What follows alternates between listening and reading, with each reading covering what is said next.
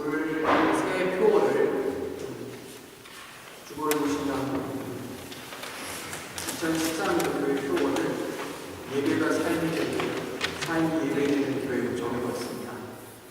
보면 그 성경 말씀이 로마서 10장 1절 2절 말씀을 가지고 함께 말씀을 나누려고 함께 큰 은혜 얻어갔으면 좋겠습니다.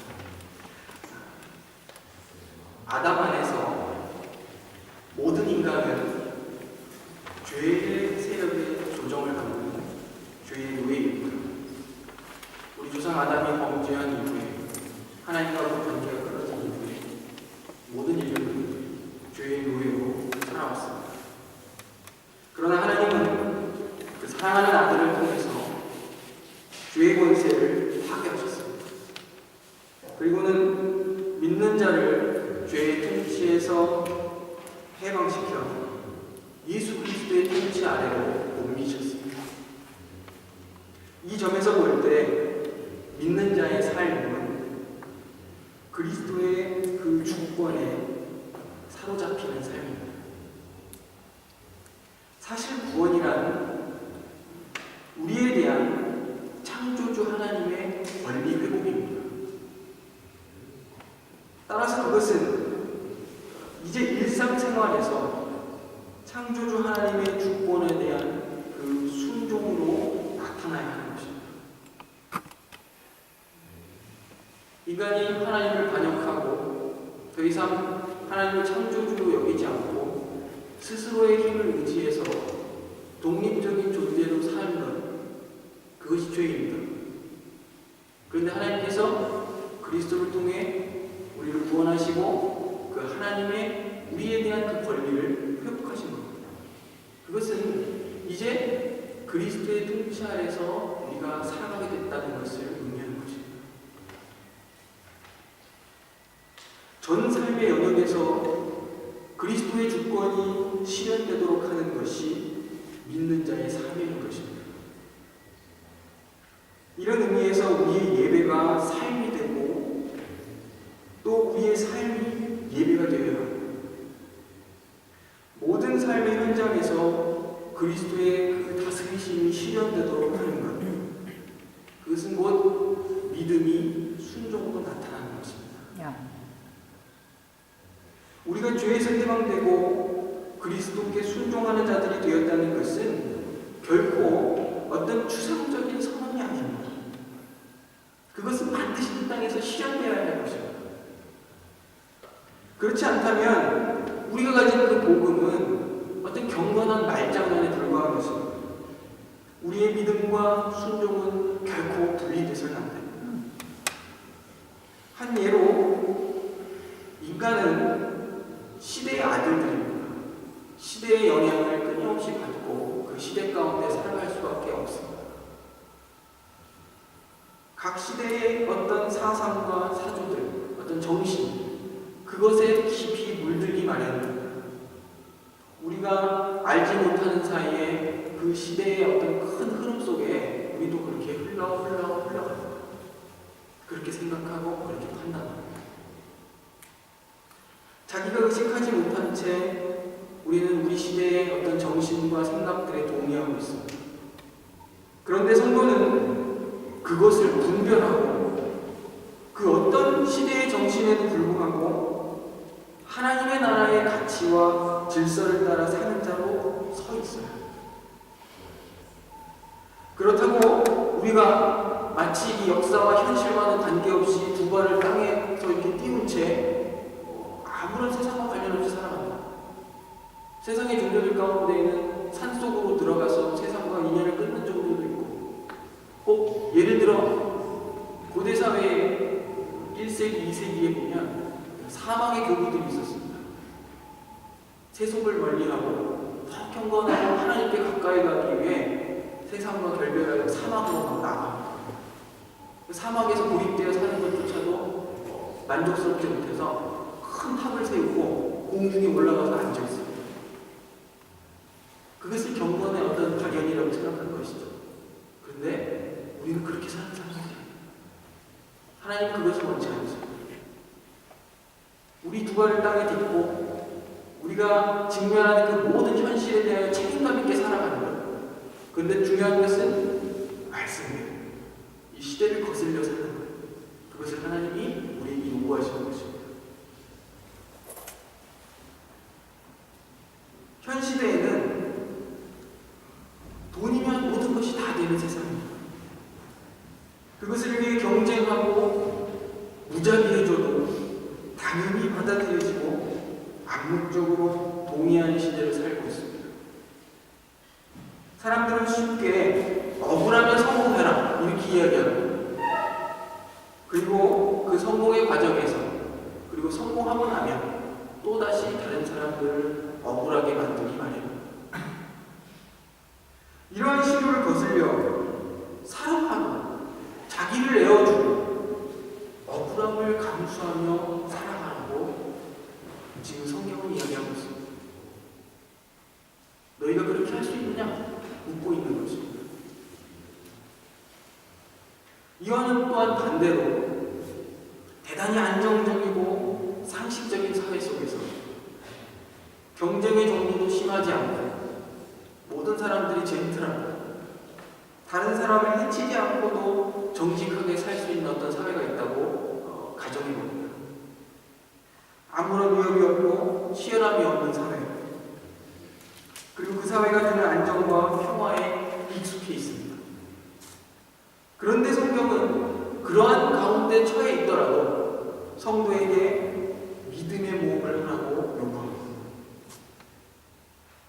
우리의 속사람이 죄와 투쟁하고 있는지 끊임없이 묻고 있는 것입니다. 우리의 탐욕이 이웃을 향해서 잔인하게 드러나고 있지는 않지만 대단히 이기적이어서 이웃과 벽을 쌓고 자신이 현재 누리는 그 안정과 평안을 지키고 유지하는 것에만 관심을 두고 있지 않습니까? 사람은 죄인입니다. 어떤 상황에 놓여도 사람은 자기만을 향하게 되어 있습니다. 하지만 성도는 어떤 시대와 상황에 놓여도 하나님을 향해야 하는 것입니다. 그리고 우리의 창조주여 구원자이신 하나님께서 요구하시는 하나님의 나라와 그 질서와 그 윤리를 실현하며 살아가야 하는 것입니다.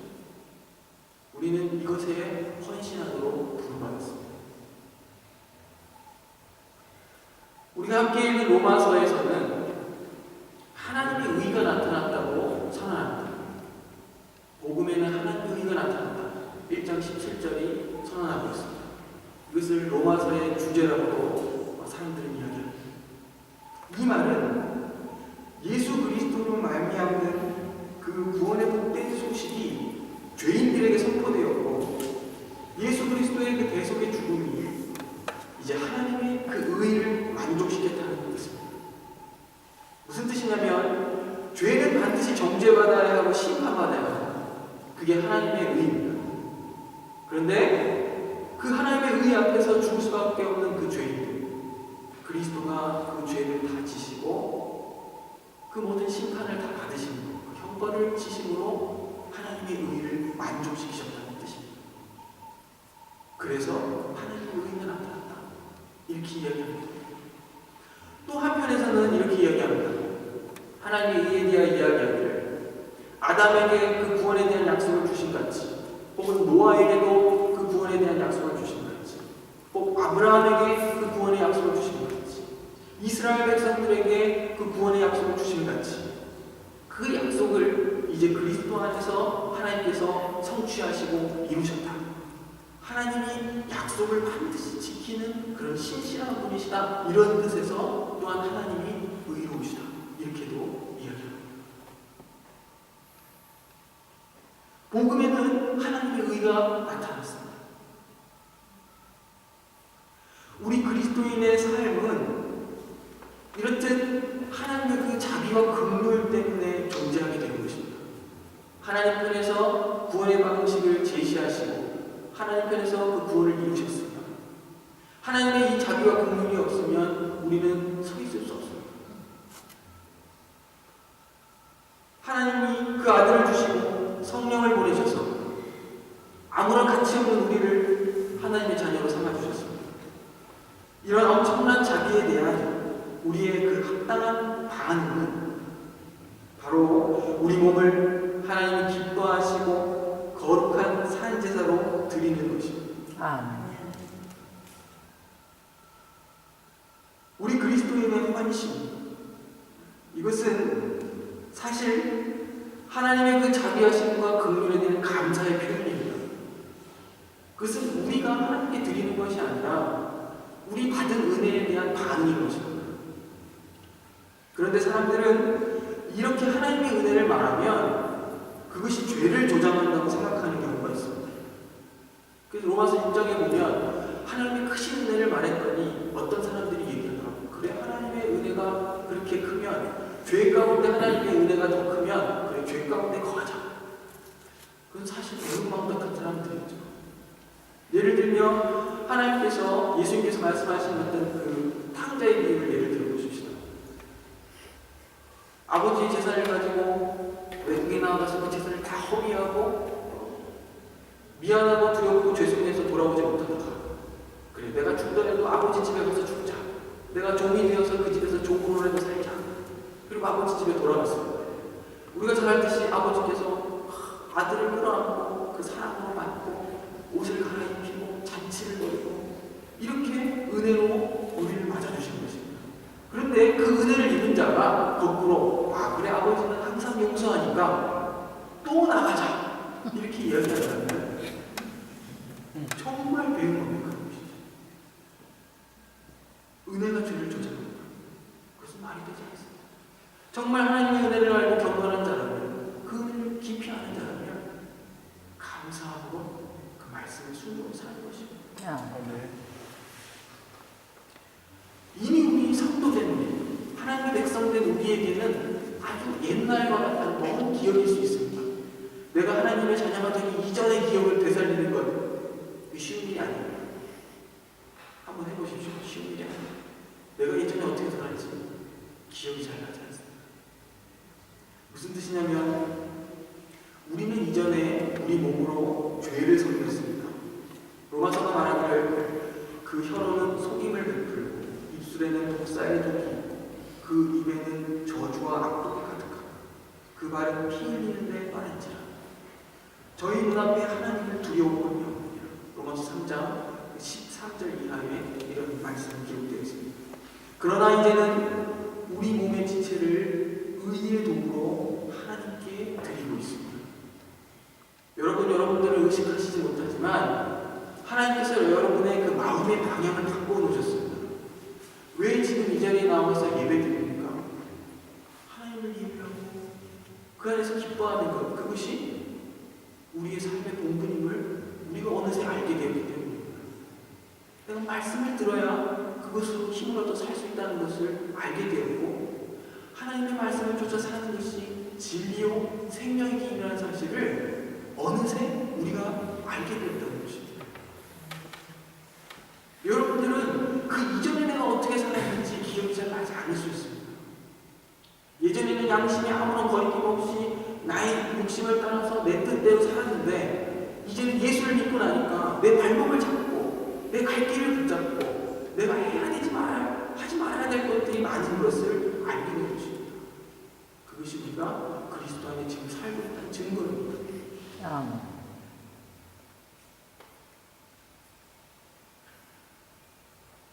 하나님께서 우리를 구원하셔서 우리 안에 새 마음을 창조하시고 죄의 세력에 복종하던 우리를 마음으로부터 이제 하나님의 말씀에 순종하여 사는 자들, 즉 의의 종으로 살도록 만드셨습니다. 이것은 우리가 죄를 이기고 이미 어떤 경지에 이뤘다 이런 이야기를 하는 것이 아닙니다. 이것은 우리의 그 지향성, 어떤 삶의 방향이 바뀌고 죄와의 싸움이 시작됐다는 것을 뜻하는 것입니다. 로마서 6장 17절에 보면 예전에는 그러지 아니하였는데 이제 마음으로부터 그 말씀에 순종하여 이런 표현이 있습니다. 그 마음을 누가 주셨습니까? 누가 알게 했습니까? 그것이 은혜입니다. 이것은 우리의 노력으로 얻어진 것이 아닙니다. 우리의 상태 변화와 우리 안에 그 확인 가능한 믿음은 하나님에 의해, 성령에 의해 심겨진 것입니다. 그래서 은혜라고 말하는 것입니다. 우리는 그저 성령을 통한 그 하나님의 내적인 역사를 어느 순간 확인하고 있을 뿐입니다. 우리가 결심해서 여기까지 온 것이 아니라 뒤돌아보니 우리 마음의 변화를 확인하는 것이고 우리가 죄와 싸우려는 우리 자신을 확인하는 것입니다. 말씀에 순종하여 살려고 애쓰고 있는 자기 자신을 지금 발견하고 있는 것입니다. 왜 이 시간 우리가 이 자리에 모여 말씀을 들으며 우리 삶을 영적 예배로 드려야 되겠다고 생각하고 있습니까? 그것이 바로 은혜의 결과입니다. 성령이 아니고서는 예수를 주로 고백할 자가 없습니다. 어떤 사람이 내가 구원받지 못했으면 어떡하지? 이렇게 고민한다고 칩시다. 사람들은 그런 말 하면 안 돼. 큰일 나. 그 믿음 없는 소리 그런 소리 하지 마. 그럴 수도 있겠지만 사실은 그게 놀라운 현상입니다. 그가 구원의 필요성, 은혜의 필요성을 알지 못한다면 그런 말을 하지도 않습니다. 그 안에 이미 죄와의 싸움과 믿음의 투쟁이 시작된 것입니다. 지금 잘 가고 있는 것입니다. 때가 되면 하나님께서 더 큰 믿음을 허락하시고 그 믿음을 더욱 견고하게 하실 것입니다. 그러므로 우리는 끊임없이 질문하고 끊임없이 물어야 합니다. 그래야 하나님이 우리를 세우시고 잘하게 하십니다. 오히려 고민이 없는 것이 문제입니다. 그것은 어떻게 보면 스스로 속고 있는 것일 수도 있습니다. 나의 믿음은 전형적으로 오히려 물어봐야 합니다. 우리가 우리 삶을 영적 예배로 드리기를 원한다는 것은 하나님께서 우리 안에 그러한 마음을 심으셨기 때문입니다. 이제 문제는 어떻게 사는 것이 우리의 삶을 예배로서 드리는 것인가? 이것을 성경을 통해 확인해야 합니다. 참된 예배란 주일날 예배당에서만 드려지는 것이 아닙니다. 그것은 날마다 순간마다 우리가 직면하는 삶의 현장에서 몸의 지체를 죄에게 드리지 않고 하나님께 드리는 것을 포함합니다. 구약 성경은 여러 곳에서 순종의 삶이 동반되지 않는 제사는 하나님이 받으시지 않는다 이렇게 선언합니다. 날마다 반복적으로 자신을 하나님께 드리는 예배가 없으면 매주일 이렇게 나와 예배드리는 의식적 예배도 의미가 없습니다. 오늘 함께 읽은 아모스서를 보십시오. 이스라엘 백성이 수많은 그 번제와 소제와 화목제, 살찐 짐승을 가지고 나와 하나님께 드리지만 하나님 그것을 받지 않으십니다. 오히려 공법과 정의를 요구하십니다. 너희 삶이 하나님의 의미를 나타내고 하나님의 자비와 사랑과 긍휼을 나타내야 합니다. 우리에게 그렇게 말씀하십니다. 이스라엘 백성들은 회개할 일이 있으면 자신들의 옷을 찢었습니다. 잘못한 것은 제위의 왕자 옷을 찢습니다. 선지자는 말합니다. 옷을 찢지 말고 마음을 찢자.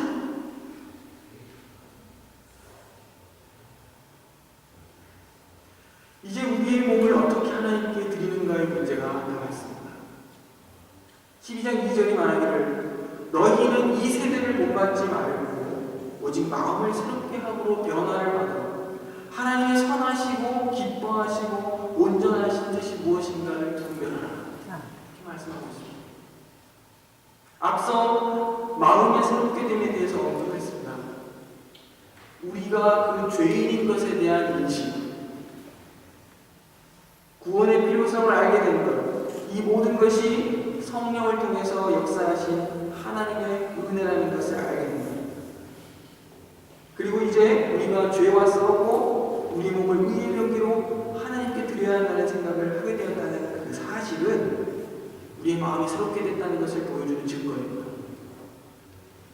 예전에는 하나님도 모르고 우리가 죄인인 것도 모르고 그리스도의 필요성을 더더군다나 몰랐고 더군다나 우리가 죄와 싸우며 살아야 한다는 사실도 몰랐어요. 그런데 언제부턴가 우리 안에 이러한 인식이 생겨났어요. 이것이 은혜입니다. 그런데 여기서 중요한 한 가지는 마음이 새로워진 신자들에게 계속해서 마음을 새롭게 하라고 명령하고 있는 사실. 이미 마음이 새롭게 된 자들에게 명령하고 있습니다. 그것은 이 세대를 본받지 않는 것, 하나님의 뜻을 분별하는 것으로 요약됩니다. 우리는 종종 하나님께서 우리 모두에게 허락하신 그 선한 양심을 기준으로 세상의 가치들을 분별하고 판단합니다. 하지만 그것으로는 부족합니다. 성경이 기준이 되어 우리의 양심도 판단되어야 합니다. 죄가 들어와서 인간이 처하게 된 그 상태에 대한 이해가 있어야 합니다.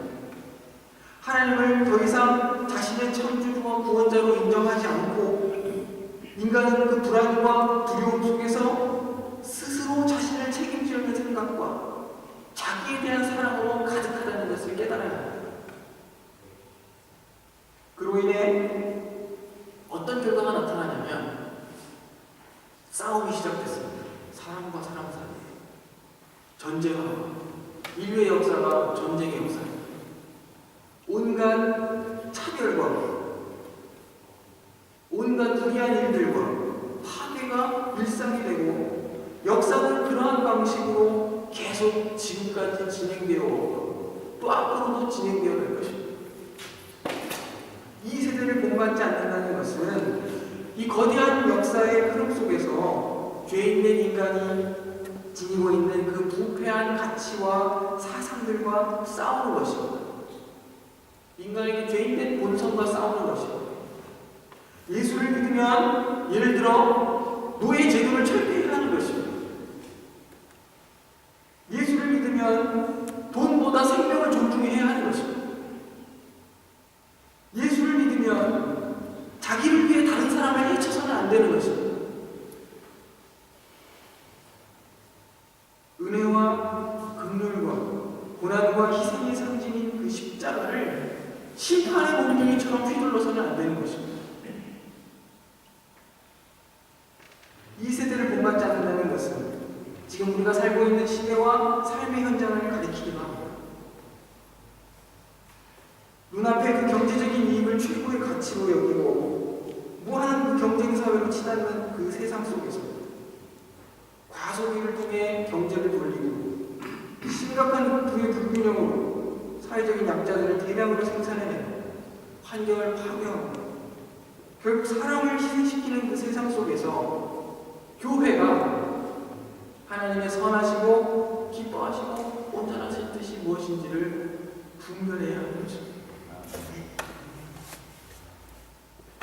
교통사고에 빠진 아이를 구하는 것은 지극히 당연한 일입니다. 어떤 위험에 빠져 있다고 생각해 보십시오. 교통사고의 위험에 빠진 아이. 그런데 내 몸을 던져 아이를 구하는 것은 대단한 용기가 필요합니다. 그 절체절명의 그 짧은 순간에 몸을 던져 아이를 구하는 것은 어떤 바른 양심과 생각 그리고 용기를 동반해야 가능합니다. 이 용감한 시민이 나중에 인터뷰를 하게 됩니다. 근데 보면 대체로 그런 인터뷰 내용을 보면 이렇게 이야기합니다. 누구나 저와 같은 처지였으면 그렇게 했을 것입니다. 그런데 사실 그 사람은 그 아이를 구한 사람은 자신의 그 구명 행동을 통해서 평상시 그가 가지고 있던 양심과 가치를 확인한 것입니다. 우리는 종종 용기가 없어서 죄와의 싸움에서 실패할 때가 있습니다. 하지만 우리 마음에 지향하는 바가 하나님의 선하시고 기뻐하시고 온전하신 뜻에 있다는 사실이 중요합니다. 우리는 이미 마음이 새롭게 된 사람들입니다. 그리고 계속해서 마음을 새롭게 하십시오. 말씀을 통해서 새롭게 하고 기도를 통해서 새롭게 하고 성령의 도움을 구하십시오. 그리고 주님께 용기를 구하십시오.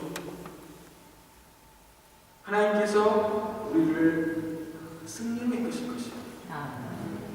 혹 실패하더라도 주님이 우리를 위로하시고 그리고 다시금 일으켜 세우실 것입니다.